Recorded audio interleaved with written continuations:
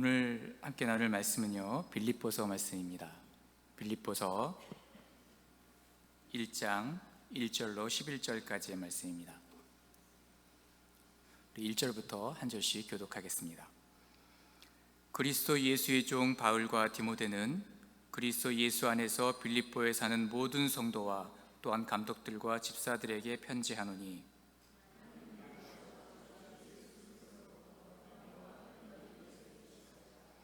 내가 너희를 생각할 때마다 나의 하나님께 감사하며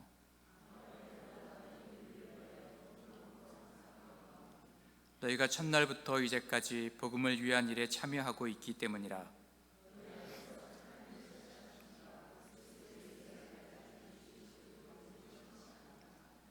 내가 너희 무리를 위하여 이와 같이 생각하는 것이 마땅하니, 이는 너희가 내 마음에 있음이며 나의 매임과 복음을 변명함과 확정함에 너희가 다 나와 함께 은혜에 참여한 자가 됨이라.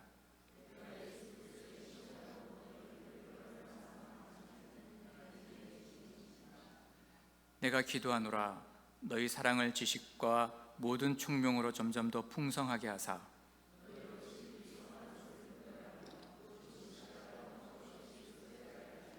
함께 읽겠습니다. 예수 그리스도로 말미암아 의의 열매가 가득하여 하나님의 영광과 찬송이 되기를 원하노라. 아멘. 여러분 잘 아시는 대로 사도 바울은 세 차례의 전도 여행을 통해서 예수 그리스도의 복음을 증거합니다. 그리고 가는 곳마다, 바울이 가는 곳마다, 바울의 발길이 닿는 곳마다 교회가 세워지죠. 그리고 제자를 삼아서 말씀을 가르치고 양육하고, 그래서 교회의 일꾼으로 세우는 일들을 계속해서 감당하는 것을 볼 수가 있습니다. 그리고 사도행전 마지막 부분에 보면 바울이 예루살렘에서 체포되어서 로마로 압송됩니다. 그리고 로마에서 2년 동안 감옥에 투옥되었다가 사도행전은 나오지 않지만 잠시 풀려나는 그런 시간이 있습니다. 서신서들에 보면 그런 흔적들이 기록이 되어 있죠. 이렇게 잠깐 풀려난 그 기간 동안에 바울은 또 에베소와 또 마게도냐와 그리고 그레데 지방으로 또 전도 여행을 떠납니다. 그동안 그가 세웠던 교회를 다시 한번 돌아보고, 또 연약한 자들을 다시 한번 점검하고, 또 복음을 가르치고, 또 전도하는 그런 일들을 끝까지 잘 감당하는 것을 볼 수가 있죠. 그리고 로마로 다시 돌아오는데, 그때 네로 황제의 대박해가 있고, 다시 바울이 붙잡혀서 감옥에 갇히게 되고, 거기서 목이 잘리는 참수형에 의해서 순교를 당하는 그런 일들이 있게 됩니다. 사도 바울은 다메섹 도상에서 예수 그리스도를 만나서 인격적으로 더 깊이 만나서, 그리고 회심을 하게 된 이후로 수많은 핍박과 환난 속에서도, 그리고 고난 속에서도 그의 달려갈 길과 주 예수께 받은 사명, 곧 하나님의 은혜의 복음을 증거하는 일을 마치려 하면은 그의 생명을 조금도 귀한 것으로 여기지 아니하고 끝까지 최선을 다해서 모든 것을 다 쏟아서 복음을 위해서 헌신하는 그런 모습을 볼 수가 있습니다. 이러한 헌신과 열정 속에서 바울이 가는 곳마다 성령의 역사가 나타납니다. 교회가 더 믿음이 견고해지고 굳건해지고, 믿는 자의 수가 날마다 더해갔을 뿐만 아니라 복음이 온 예루살렘과 그리고 온 유대와 사마리아를 넘어서, 그리고 유럽을 향해서 땅끝을 향해서 복음이 전파되는 그런 놀라운 역사들이 일어났습니다. 그 가운데서 특별히 오늘 본문에 나오는 이 빌립보 교회는요, 사도 바울에 의해서 세워진, 유럽의 최초로 세워진 그러한 교회였습니다. 유럽으로 복음이 들어가서 유럽을 통해 온 세계로 땅끝을 향해서 복음이 전파되는데, 이 확산되어지는 포문을 여는 그 도시가 바로 이 빌립보 교회였다고 하는 것이죠. 사도행전 16장에 의하면 바울이 2차 선교 여행을 떠나는 중에 아시아를 방문하려고 계획을 합니다. 이 아시아가 지금 우리가 살고 있는 이쪽 아시아를 말하는 것이 아니라 소아시아를 말하죠. 그 계시록에 있는 아시아의 7교회가 나와 있는 그쪽 소아시아 지역을 말합니다. 특별히 그 바울은 이 아시아 지역에서도 에베소를 방문하려고 하는 그런 계획을 가지고 있었어요. 에베소에 대한 특별한 마음이 있었습니다. 그런데 성령께서 그것을 허락하지 않으셨어요. 예수의 영이 아시아로 가는 것을 막으셨습니다. 그래서 바울이 드로아에 머물고 있을 때에 환상 중에 마게도냐 사람이 나타납니다. 그리고 바울에게 건너와서 우리를 좀 도와달라, 우리를 도와라, 이렇게 애타게 호소하는, 애타게 간청하는 그런 모습을 보게 됩니다. 그래서 바울은 하나님께서 지금 유럽에 복음을 전하기를 원하고 계시는구나, 이것은 분명한 하나님의 뜻이다, 이렇게 확신을 한 바울은 마게도냐로 건너가서 마게도냐의 첫 성인 빌립보를 방문하게 됩니다. 그리고 그 빌립보에는 하나님이 예비하신 사람 옷감 장사 루디아를 만나죠. 그래서 그에게 복음을 전하고 그와 그의 온 집이 다 예수 그리스도를 믿고 세례를 받게 됩니다. 또 바울이 여기서 복음을 전하다가 감옥에 갇히게 되죠. 그리고 그때 이 옥문을 지키던 한 간수에게 복음을 전하게 되고 그 간수와 또 그 간수의 온 집안이 복음을 듣고 회개하게 되었다라는 말씀이 사도행전 16장에 나옵니다. 이렇게 바울을 통해서 복음을 듣게 된 가정들을 통해서, 이 소수의 몇몇 그리스도인들을 통해서 그들 가정을 중심으로 빌립보 교회가 세워지게 되었던 것이죠. 여러분, 이 바울에게 있어서는요, 이 빌립보 교회가 아주 특별하고 소중한 그런 교회였습니다. 바울과 빌립보 교회와의 관계는 아주 친밀하고 너무나도 각별했던 그런 관계였다고 하는 것이죠. 그래서 바울이 쓴 13개의 그 서신서 중에서 가장 바울의 사적인 감정이 잘 드러나 있는, 너무나도 그 표현들이 이렇게 여러 군데에서 드러나 있는 그 서신서가 바로 이 빌립보서라고 하는 것이죠. 그만큼 바울과 빌립보 교회는 서로에게 아주 특별한 그러한 관계였습니다. 여러분, 이 사도 시대에 유대인들은 전 세계에 흩어져서 살고 있었습니다. 그리고 이 유대인들은 적어도 한 10명, 유대인 남자들이 한 10명만 모여도 회당을 세우고 신앙생활을 시작했습니다. 그런데 이 빌립보에는 회당이 없었다는 거예요. 그만큼 유대인들이 많지 않았다는 거예요. 유대인들이 아주 극소수에 불과했고 대부분은 아주 헌신적인, 전형적인, 완전한 그런 이교도 집단들이 살고 있는 그런 도시가 바로 이 빌립보였습니다. 그렇기 때문에 이 빌립보 교회 안에도 유대인들은 그렇게 많지 않았습니다. 대부분들이 이방인 그리스도인들로 구성되어 있었어요. 이 빌립보 교회는 아주 가난했고 작고 보잘것없는 그런 교회였습니다. 그런데 처음부터 그들은 그 예수 그리스도를 받아들이고 믿었던 그때부터 정말 열심을 다해서 주님을 섬겼어요. 그리고 서로 봉사하고 선한 일을 했을 뿐만 아니라 복음의 일에 앞장섰던 교회라고 성경은 기록하고 있습니다.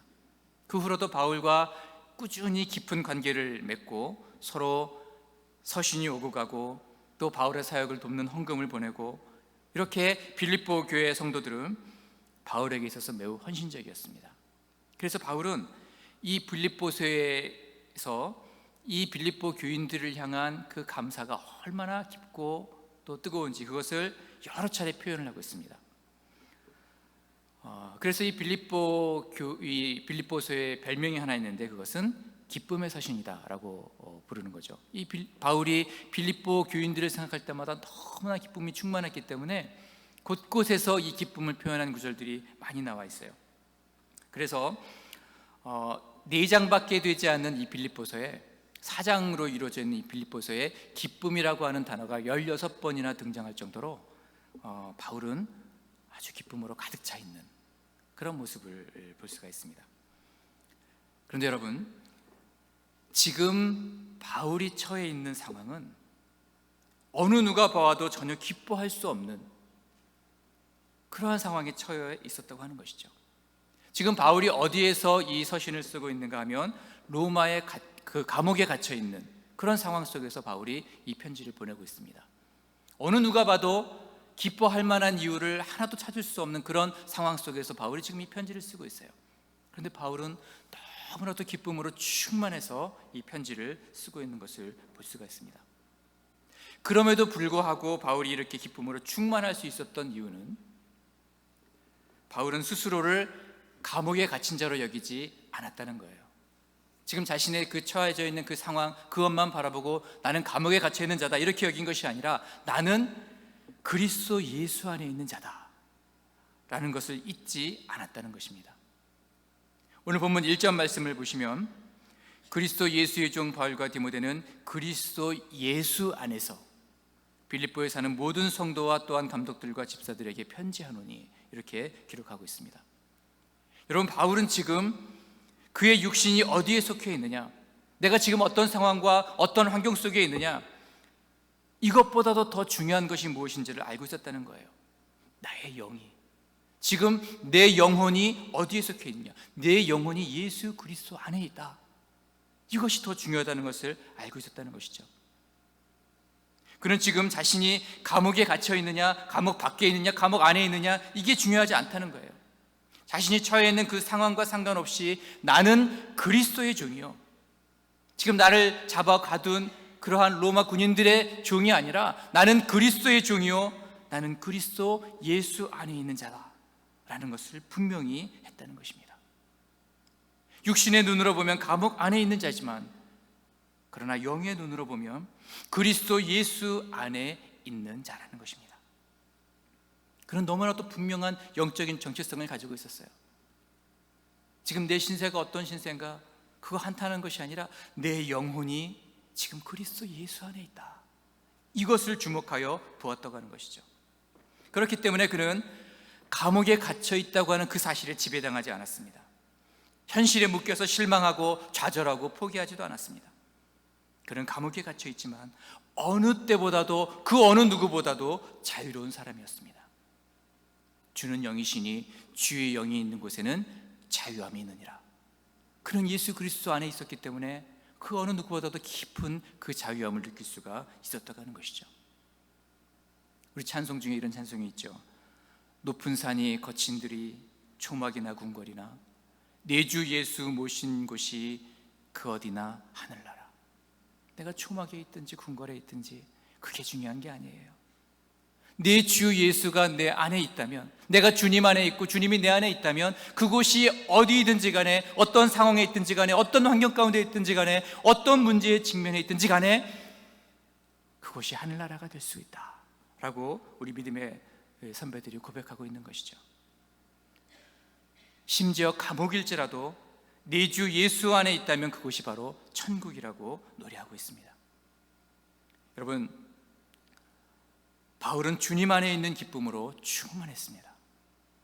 그가 빌립보서 3장에서 고백한 것처럼 무엇이든지 내게 유익하다는 것을 다 해로운 것으로 여기고 심지어 그것을 배설물처럼 여긴다고 이렇게 고백하면서 그 이유를, 이 모든 것들을 다 배설물로 여기고 해로운 것으로 여길 수 있는 그 이유를, 이런 것들을 다 잃어버려도 내가 예수 그리스도를 얻을 수 있다면, 내가 그 안에서 발견될 수만 있다면 그 어떠한 유익한 것도, 그 어떠한 좋은 것도 나는 배설물처럼 다 포기할 수 있다. 내가 주님 안에만 있다면, 내가 주님 안에서 발견될 수만 있다면 그 어떤 것들도 나는 다 미련 없이 포기하고 다 배설물처럼 버려버릴 수 있다, 이렇게 고백하고 있는 것이죠.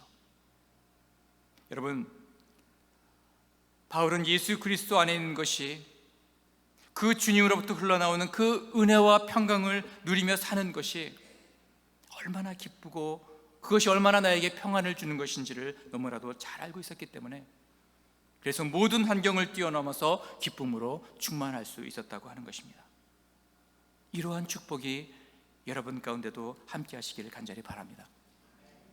단순히 고통을 잊어버리기 위해서, 그냥 이 현실을 도피하기 위해서 예수 안에 있는 것이 아니에요.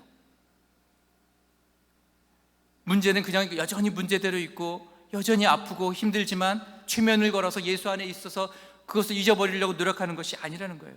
우리가 주님 안에 있을 때, 주님 품 안에 우리가 안겨 있을 때 합력하여 선을 이루시고, 그리고 우리에게 가장 선한 것으로, 가장 귀한 것으로 주시기를 기뻐하시는 그 하나님께서 이 모든 문제의 해결을 주신다고 하는 것이죠.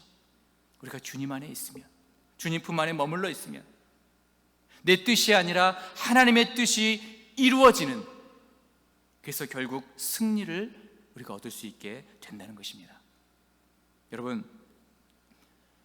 여러분들이 어느 곳에 있든지, 무슨 일을 만나든지, 어떠한 상황과 어떠한 환경 가운데 처하든지 주님과 함께함으로 그곳에서 천국과 같은 기쁨을 누리고 승리를 경험하게 되시기를 간절히 바랍니다.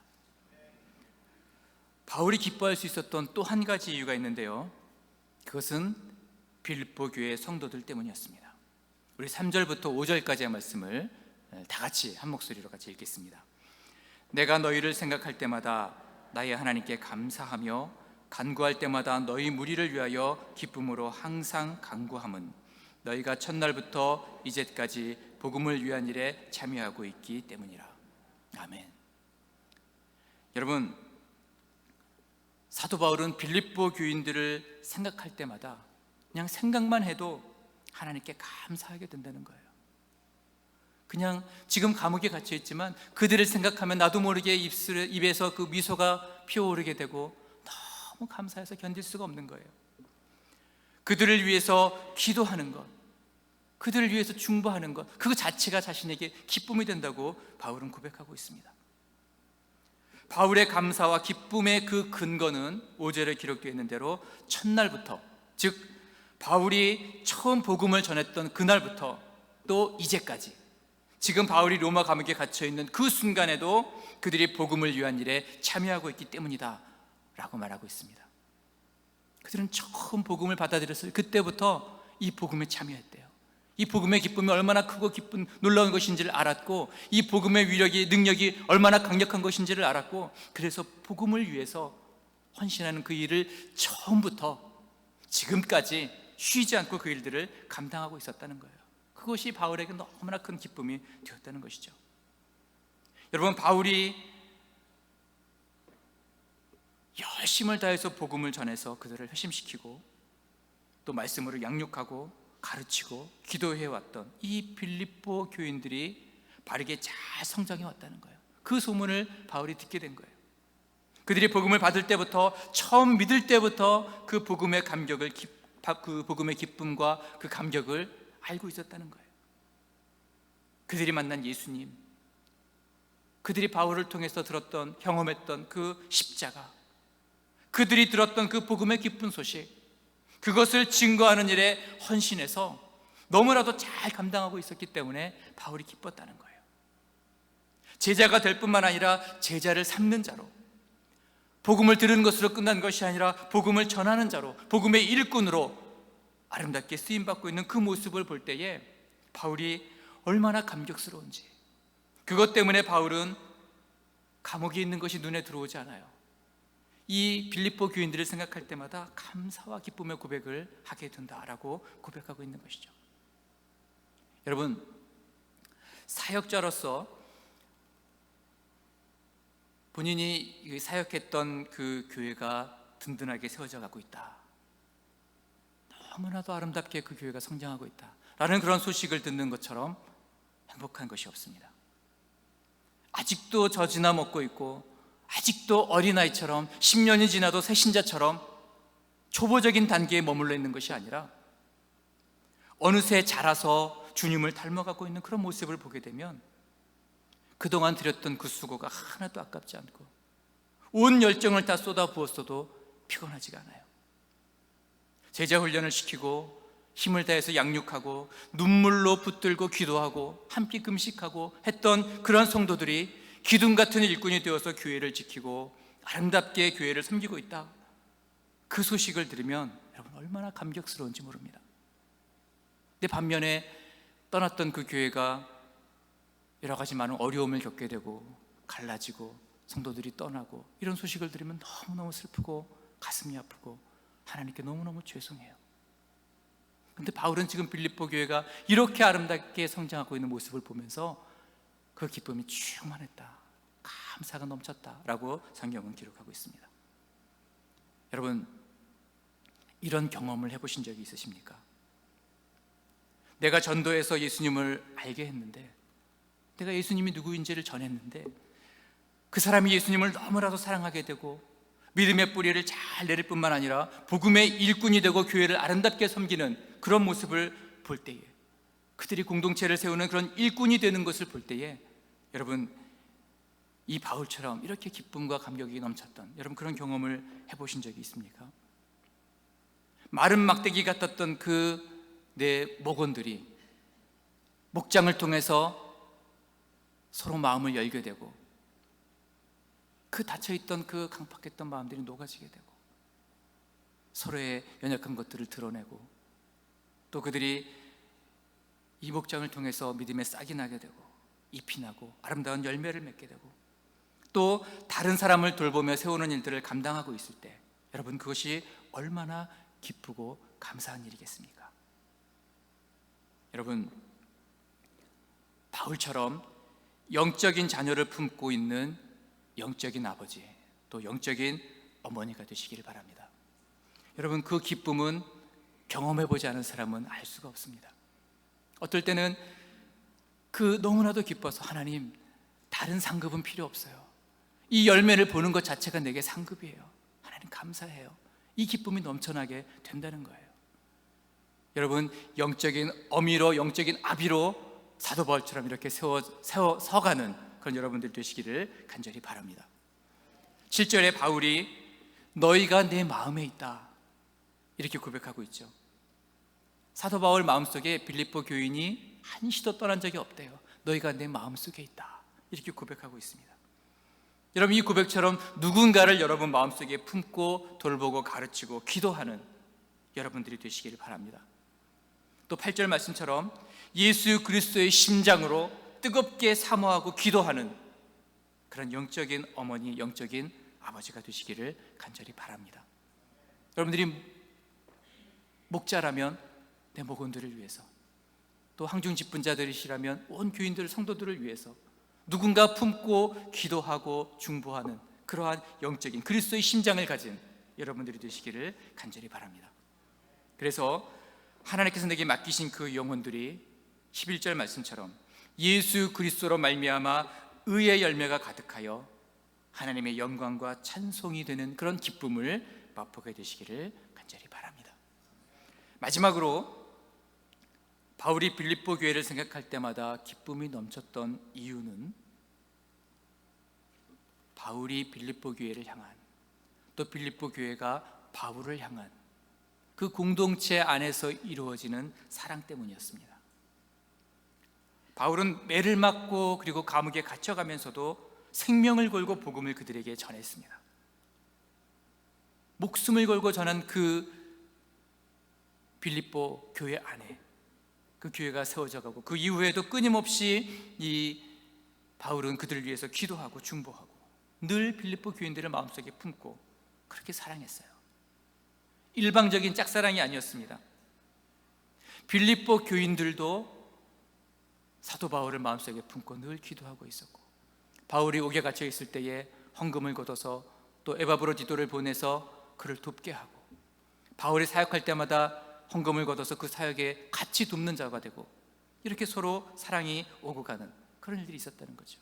빌립보 교회에 무슨 문제가 생길 때마다 바울은 편지를 보내고 사람들을 보내서 그 문제를 해결해서 그들이 영적으로 병들지 않도록 건강하게 잘 자라가도록 지극정성으로 바울은 빌립보 교인을 돌봤습니다. 이렇게 빌립보 교회의 사랑이 또 바울의 사랑이 서로에게 전달되고 그것으로 인해서 서로에게 큰 격려가 되고 위로가 되고 힘이 되었다는 것입니다.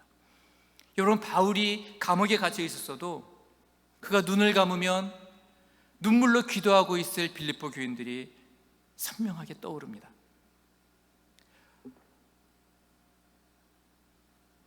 바울을 향한 그 사랑을 아끼지 않고 같은 심정으로 바울에 갇혀있는 그 감옥에 갇혀있는 바울과 같은 심정으로 같이 아파하고 같이 기도하고 같이 중보하는 그런 빌립보 교인들이 떠오릅니다.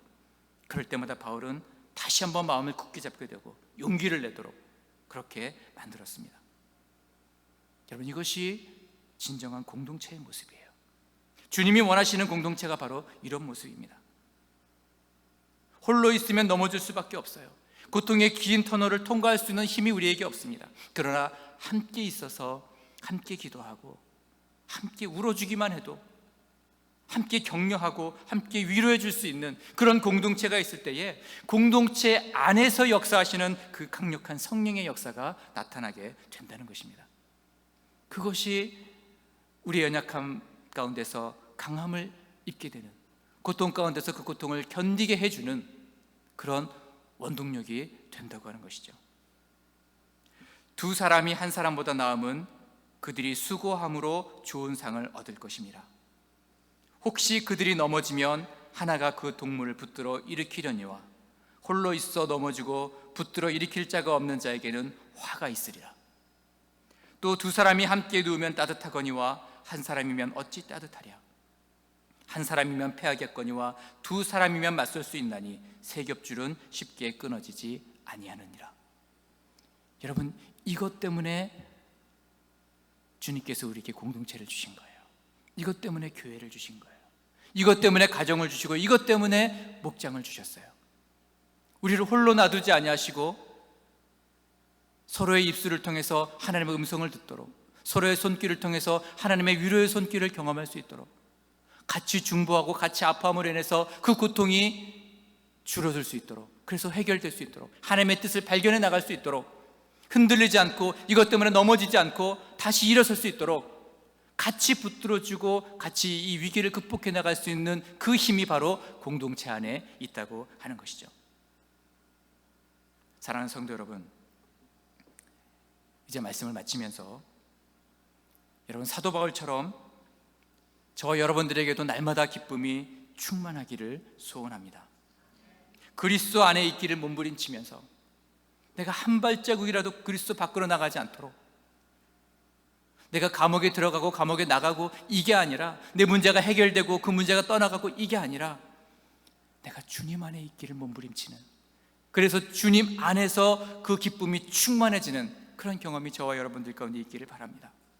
또한 그리스도와 함께 모든 고난을 이기고 이 모든 어려움들을 넉넉히 이겨 승리할 수 있는 그런 공동체, 여러분, 이 공동체를 귀하게 생각하고 이 공동체를 떠나지 않도록, 이 공동체를 통해서 하나님께서 역사하시도록 이런 은혜를 경험하게 되시기를 간절히 바랍니다.